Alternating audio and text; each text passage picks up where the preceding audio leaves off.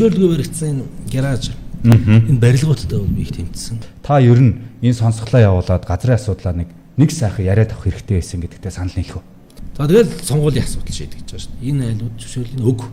Сонгуулийн үеэр л. Сонгуулийн үеэр л өгдөг. Тэрс газрын албаныхан газрын зөвшөөрөл олохгүй шүү дээ. Гэтэ би танаас дахиад асуумаар байна.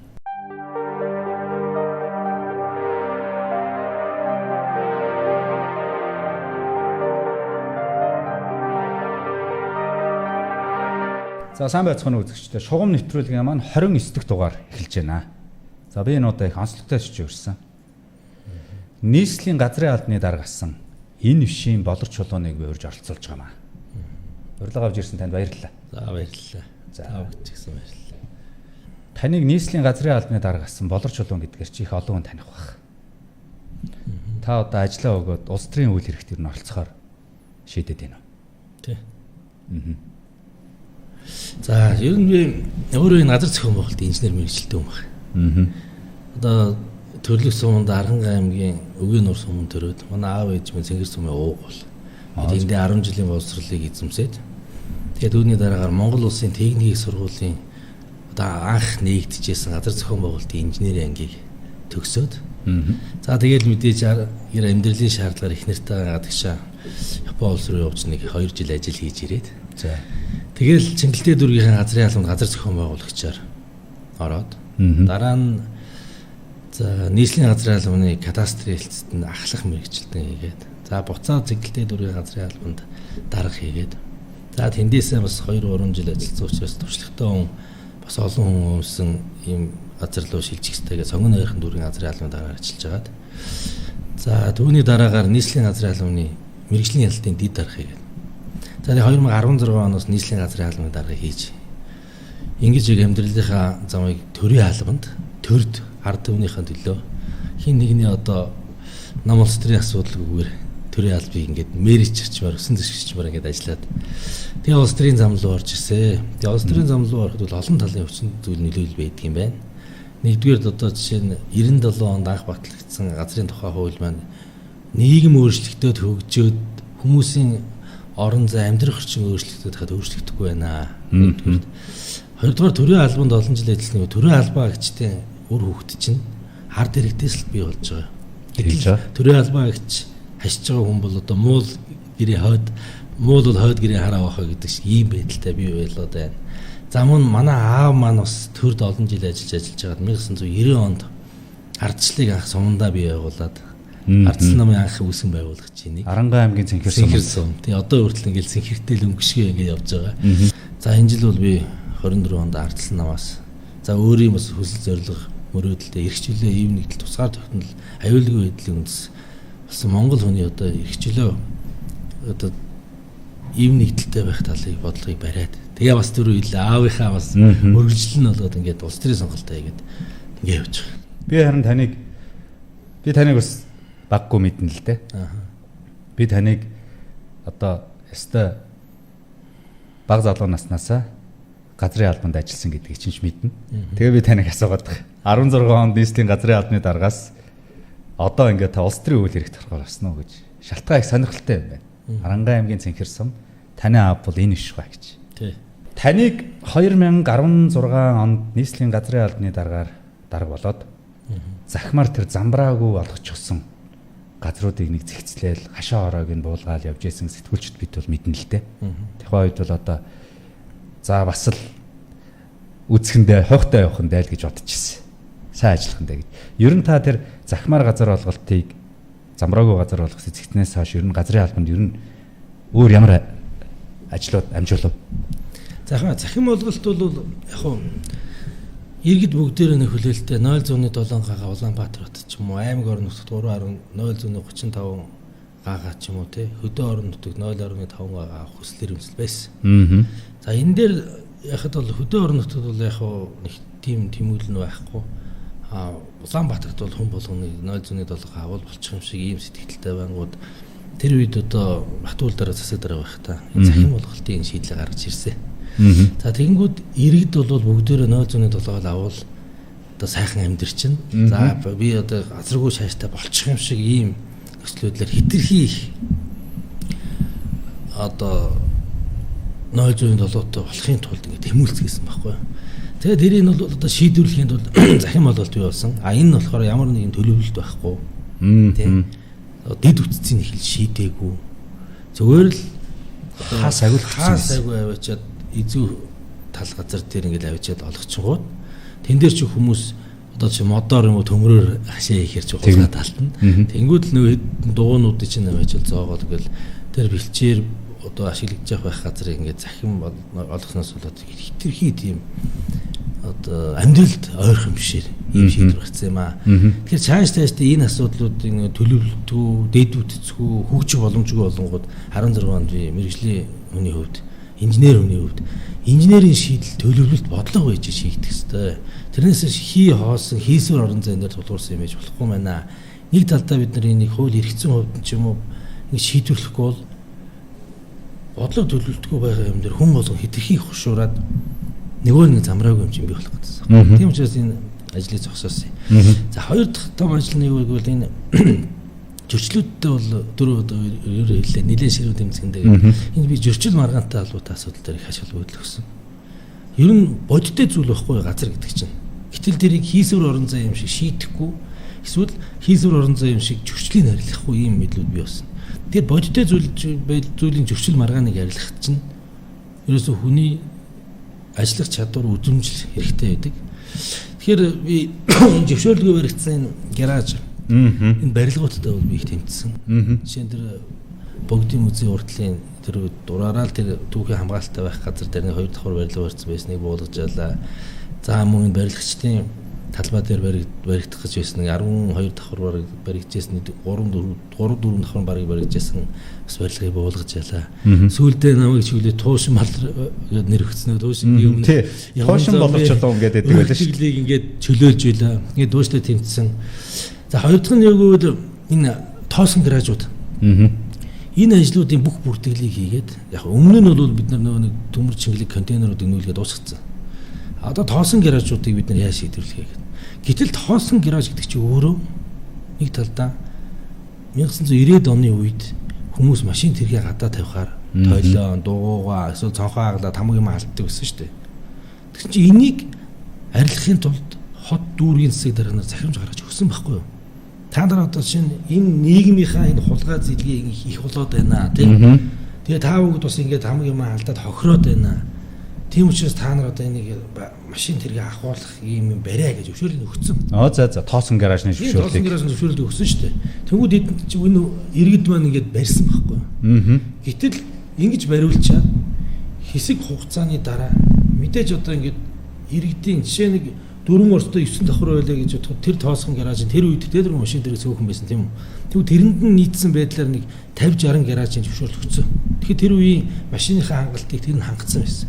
Сая буулгах болохоор 5-600 хүн 50-60 гараж хоёр ихээр чи харьцангуй ойлголт учраас нөгөө нэг зөвшөөрөл аваад барьсан нөхдүүдийг захирамжийг сонгож өгөхгүйгээр явуулж хагаад наад чи зөвшөөрлгүй байна гэд ингээд буулгаад байгаа байхгүй. Тэгэхээр энийг бол би анх судалгааг нагараад буулгахдаа юу гэж төлөвлөсөн гэхээр манай Улаанбаатарт юу дутагтаад байгаа юм бэ гэхээр зогсоол. Тэгэхээр иргэн аж ахуй нэгж төр гурвалсан хэлбэрээр төр бол зөвхөн тэр газар доорх газрынх нь эрхийн зөвшөөрлийг хангаж өгье. Иргэн аж ахуй нэгж хоорондоо тохиролцсон. Тэгээд тэн дээр давхар гараж байна. За эсвэл давхар гараж байж болохгүй нөхцөл байх юм бол тест тэр нэг тоглоомын талбай юм уу тий? Одоо зэрлэх юм уу тим юм уу да байр. Гэдэг энэ концепт явах учраас чинь өөрөөсөө 90 оны хулгай зэлгийг даруулахын тулд иргэдийн мөнгөөр байшинг нөрөж өгчөөд 10 гаруй жил 20 гаруй жил сунгахгүй болонгуудаа наад чи одоо зөвшөөрлгүйгээд ингээ бүгдээр ингээ автоматар буулгаад нийгмийн масс нь болохоор түрүүний харьцаа нь тийшүүгээд хараад байгаагууд нь нөгөөдөл рүү хамгаалж байгаа учраас хохирогч нар тэр ирээд болоод дуусчих. Тэгэхээр энийг би яаж хийх вэ гэхээр иргэн аж ахуйн нэгж хоёр тохиролцсон бол тэрэндээ 5-6 давхар 7 давхар тэр одоогийн нөхцөлд нийцсэн тэр олон хүний массыг хамарсан давхар гаргаж барих хэрэгтэй. Тэгэхээр төр бол тэнд инженерийн бүтцийг бол газрын зөвшөөрлийг л хангаж өөр юмд нь битгий оролцсон. Энэ шийдлийг анх тавьчихсан энэ ингээд жоохон буруу хийсэн. Одоо ингээд буулгаад. Одоо тэгэл буулгаалаа шүү дээ. Тий. За мэдээж хөгжлийнхаа дагуу энийг арилгах нь бол зөв. Гэтэ зөв арилгах гэж байна. Яг үнэ. Тий. За дараагийн нэг ажил юу гэхээр ер нь бол газрын суур шинжилгээ ухаан геодез байхгүй. Тэгэхээр геодезийн бид нар хэмжилтэн дээр тулгуурлаж ер нь инженер хүн гэдэг чинь бодлоготой, төлөвлөлтөй бүх юм бодиттой минут секундын алдаагүй. Одоо ялангуяа манай газрын хэмжилт бол тийм байх хэрэгтэй байхгүй. Бүр бид нар дойлоор хэмжигддэг алдааг юм. Тэгэхээр яг энэ бүх барилга, байшин, төлөвлөлт энэ бүх чинь тэрөөр хийгдэх хэрэгтэй учраас яг энэний суур станц болох 5 станцыг байгуулжсэн. Тэгэхээр одоо л энэ геодезийн бүх компаниуд бол хэмжилт зурглалын газрууд бол энэ талын бодлого бол ямар ч асуудалгүй алдаагүй явагддаг байна. Одоо би таныг мэрэгжлийн хүний хувьд энэ салбарт олон жил ажилласан хүний хувьд асуух гэдэг. Ер нь газар олголтыг яаж олох ёстой юм? За ер нь газар олголтыг төлөвлөлтийн дагуу. Төлөвлөлтийн дагуу олгодог байхгүй юу? Тэгэхээр Улаанбаатар хотын хувьд бол төлөвлөлт алдагдсан алдаа нь бол энэ төлөвлөлт бодлого алдагдсан байхгүй. Жишээ нь эдийн засгийн нийгмийн асуудлаас болоод хөдөөнөөс хит туушрлаар Улаанбаатар хот руу. За бараг Монгол ядуурлаас болж тий. Монгол ажлын байрнаас болж орж ирсэн. Тэнгүүд одоо саяны бидний нөгөө хориглоод байдаг үерийн ам ч юм уу тий. Эсвэл хүн төлөвлөж одоо зураглал хийгээгүй газар руу инженерийн шугамшуулжийн бүс рүү ингээд иргэд дураараа буурсан. За яг энэтэй мэрэгжлийн байгууллага ингээд очоод болохгүй гэдэг нүүлгээд ингээд зэгслэх гэхээр нөгөө нэг циклийн сонгуул болчдөг. За тэгэл сонгуулийн асуудал шийдэж байгаа шүү дээ. Энэ айлууд зөвшөөрлийг өг. Сонгуулийн үеэр л өгдөг. Тэгээд мэдээж газрын захирамжийг бол засаг дарга нар л болгож байгаа шүү дээ. Тэгэхээр энэ бүх асуудал бол сонгуультай маш их уялдаа. Хоёрдугаар нэг зүгээр тайлбарлах юм. Бид нэр өмнөх үе Улаанбаатар хараад үзье те. 1-р орол, 3-р орол, 11-р орол сансар бүгдээр өөр өнгөтэй. Төлөвлөлт нь маш гоё зохион байгуулалттай. Чи 1-р орол дээр ярив. Дээрээс нэг харахад сэсэр гэсэн бичгтэй. Тэнгүүд тэр 9 давхруудын сургуулийн өмнөх насны хүүхд хэд байна? Сургуулийн насны хүүхд хэд байна те? Энд нь тааруулаад сургууль цэцэрлэг бариад өгсөн. За цаамбороос хапороо гэдэг тэнд худалдааныхын төвийг бариад өгсөн.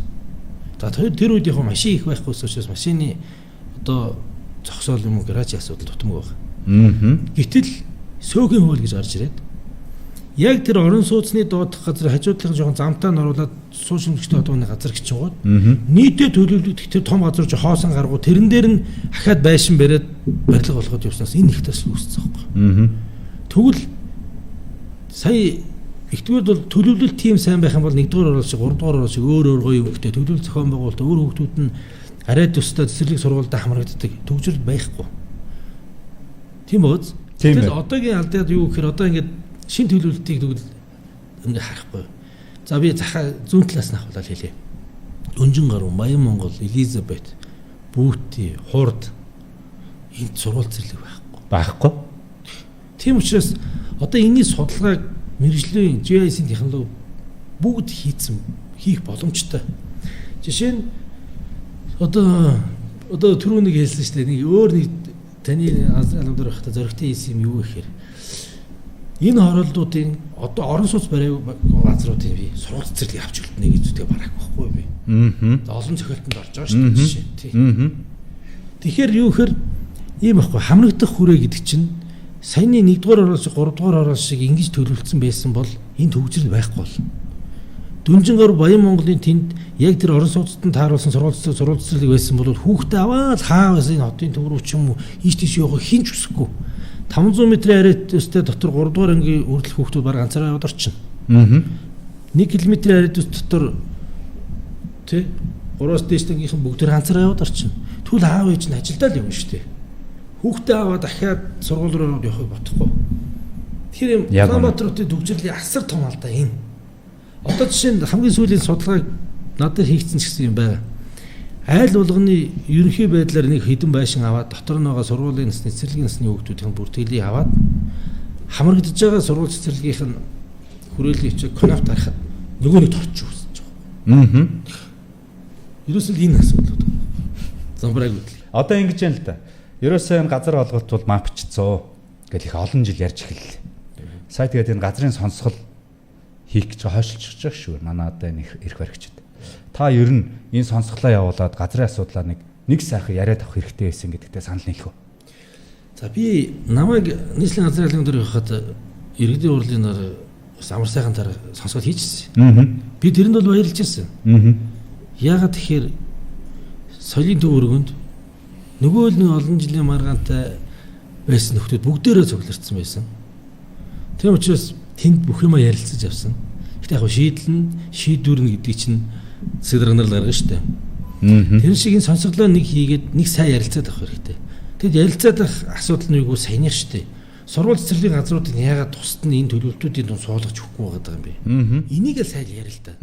Тий одоо тэгвэл бас дутуу баригдаагүй энэ хоосон талбаануудын бүгдээр нь сургууль цэцэрлэг барил л да. Тэгээд сонголт өгөхөөр сонгогчдод сайхан болох гол өрийн далан дээр авчир газрын зөвшөөрлийг нөгөөл. Мөн үү? Тэгээд газрын зөвшөөрлийг бол угаасаа олгодог субъект нь тодорхой шүү дээ.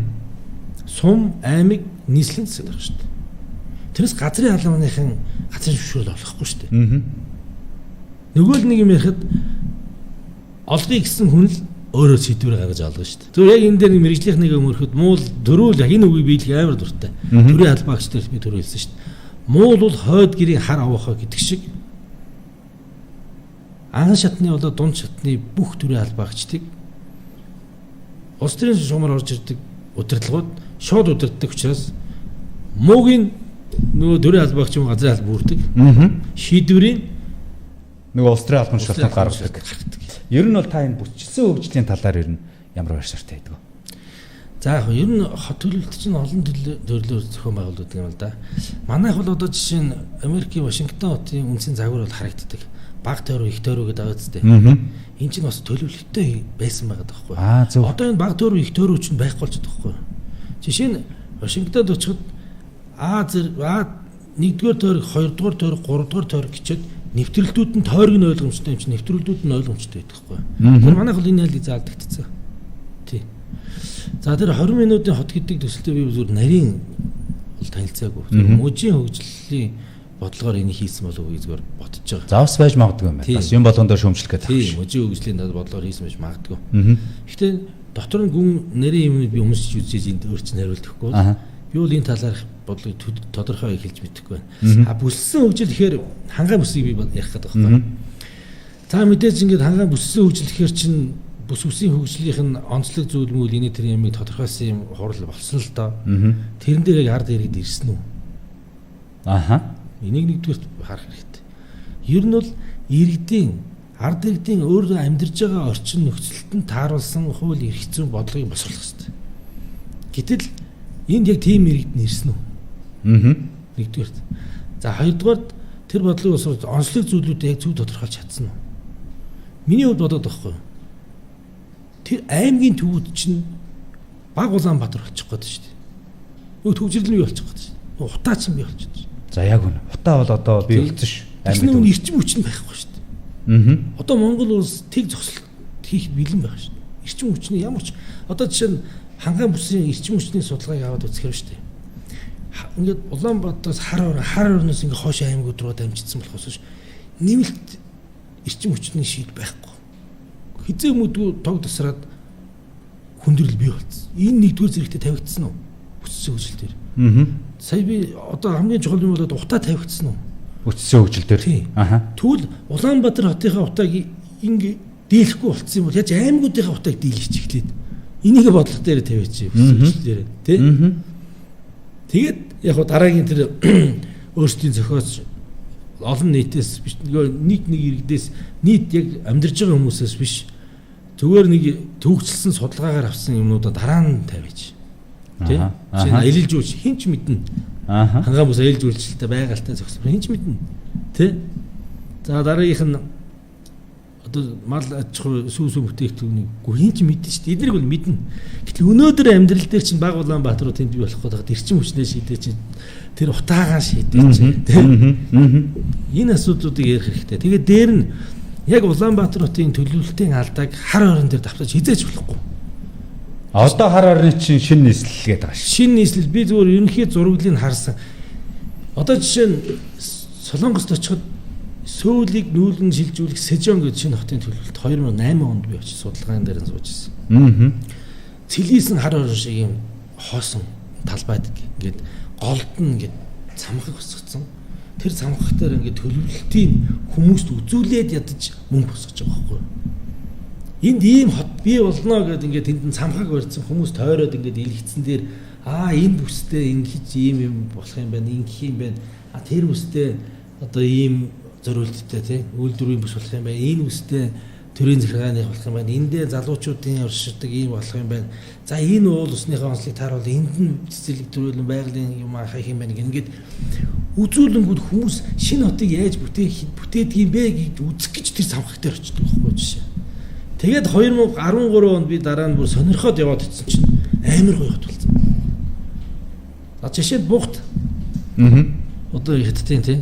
Бас ингээд бид нар би судлаад ингээд яваад ицсэн чинь Хятадын гэр хороолт гэдэг бол шүү дээ. Ерөөсөө зүгний үр. Зүгний үр. Тий. Машин байтуг мөцөглөө гудамжгүй тэгж амар тийм шавар дагдсан ийм амьдралтай хотыг одоо Бугт хот ямар болсон бэ? Одоо бүр Улаанбаатар хотод чинь гэр хорооллын дахин төлөвлөлтийн асуудал шүү дээ. Тэднийг бодвол ашигтай зүйл байхгүй манай Монгол. Гудамж байхад хажуудлынх нь ингээ айлын гудамж байхад дундлын коридор нь хоосоор нь зав үзтээ. Үнэгүй газар үзтээ. Тэгэхээр төлөвлөлтийг бид нар тэрэндээ тооцоолж чинь хийх хэрэгтэй байхгүй. Тэгэхээр хар хорон дээр бол бид нар бүр саяны хэлснээр хийх. Саяны тэр одоо тэр самхаг бариад гадаадынхан ч гэсэн сонирхох байхгүй юу? Юу гэвэл хүү энэ бүр үнний бүр эртний юм хот байсан газар ямар байгаль нь ямар яах юм одоо ингээд аялал жуулчлаад хэрлүү татаж тэгээ бас тэрүүгээрээ нөгөө хотын одоо их усүр тэг мөнгөний бодлогыг хэрэгжүүлэх юмыг ихэлж тавих. Тэгээд хүмүүс маш их сонирхоод магадгүй монголчуудын дотоод аялал жуулч очингуудаа шөөмжлөлтэй хандах юм дээр хандангууд тэр шөөмжлийг авч тусгаад ч юм уу. Ингэж бодоогоор өстой болохоос бас л нөгөө нэг байдаг бодлогоороо ийм хот байна. Одоо энэ захиргаат л биш үстэй. Чи иргэд амьдрах гэж байгаа орчин биз. Энэ мэтэл бий байх хэрэгтэй гэж боддог. Тэгээ би танаас дахиад асуумаар байна.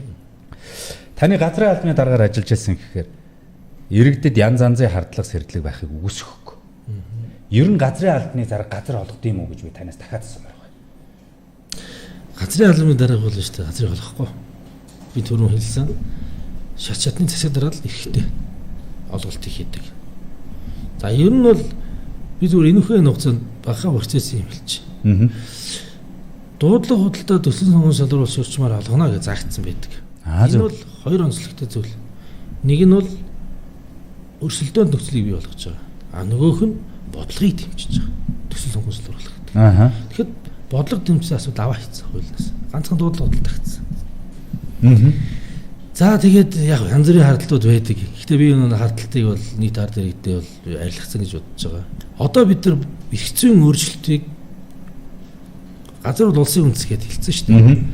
Бид нар энэ төлөвлөлт зохион байгуулалт гүйцэтгэл дээр маш сайн анхааралтай эрх зүйн зохицуулт хийж өгөхгүй бол дуудлага худалдаа гэдэг ганцхан юм тавьсан мөртлөөсөн нөгөө хөдөө орон нутагт амьдарч байгаа, сум орон нутагт амьдарч байгаа хүмүүс жижиг дунд үйлдвэрлэл барьмаар байна.